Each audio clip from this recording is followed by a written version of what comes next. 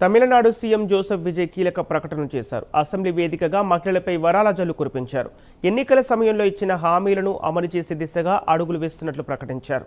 కుటుంబాలపై వంట గ్యాస్ భారం తగ్గించడం వంటి మహిళలు, ట్రాన్స్జెండర్ల ప్రయాణ ఖర్చులను తగ్గించడం వరకు పలు నిర్ణయాలను వెల్లడించారు.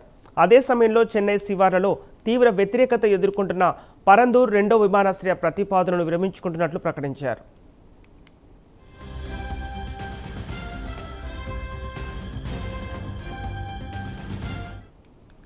బడ్జెట్ సమావేశాల సందర్భంగా సీఎం విజయ్ చేసిన ప్రకటనల్లో ప్రధానంగా కనిపిస్తున్నది ఉచిత ఎల్పీజీ సిలిండర్ల పథకం.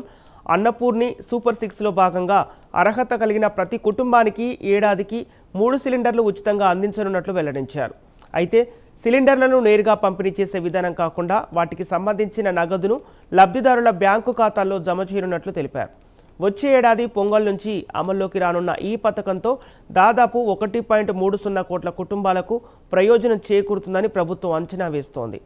ఇందుకోసం రాష్ట్ర ఖజానాపై ఏటా సుమారు 4,000 కోట్ల రూపాయల అదనపు భారం పడనుంది.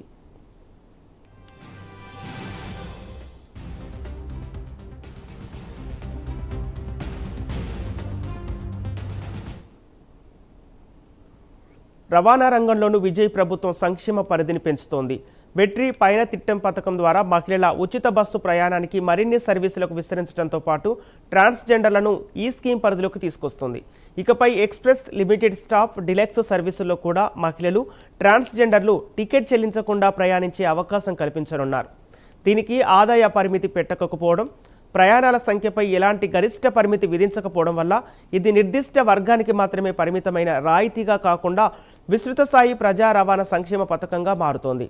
గాంధీ జయంతి రోజైన అక్టోబర్ 2 నుంచి దీన్ని అమల్లోకి తీసుకురానున్నట్లు సీఎం ప్రకటించారు.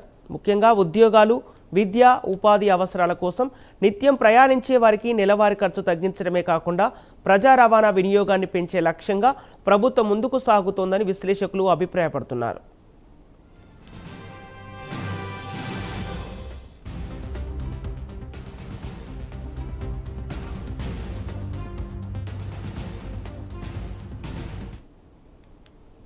ఇక పరందూర్ విషయంలో విజయ్ తీసుకున్న నిర్ణయం అభివృద్ధి ప్రాజెక్టులు, స్థానిక ప్రజల అభ్యంతరాల మధ్య ఉన్న సంఘర్షణను రాజకీయంగా ముందుకు తెచ్చింది.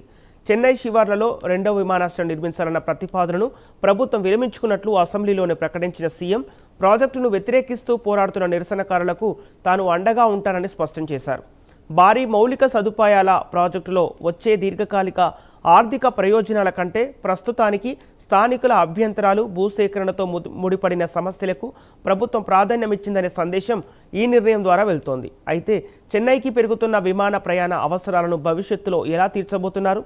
రెండో విమానాశ్రయానికి ప్రత్యామ్నాయంగా ప్రభుత్వం మరో ప్రాంతాన్ని పరిశీలిస్తుందా అన్న ప్రశ్నలకు తదుపరి కార్యాచరణలో సమాధానం చెప్పాల్సి ఉంటుంది.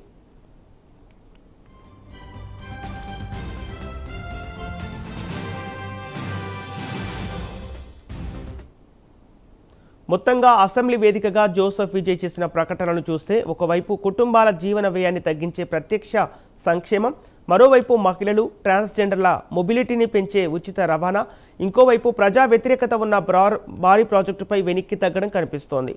రాజకీయంగా ఇవి తక్షణ ప్రజాదరణను తీసుకురాగల నిర్ణయాలే అయినప్పటికీ వాటి అసలు ప్రభావాన్ని నిర్ణయించేది అమలు తీరు, అర్హులకు ప్రయోజనాలు చేరే వేగం, రాష్ట్ర ఆర్థిక వ్యవస్థపై పడే అదనపు భారం, పరందూరుకు ప్రత్యామ్నాయంగా ప్రభుత్వం చూపించే పరిష్కారం మాత్రమే.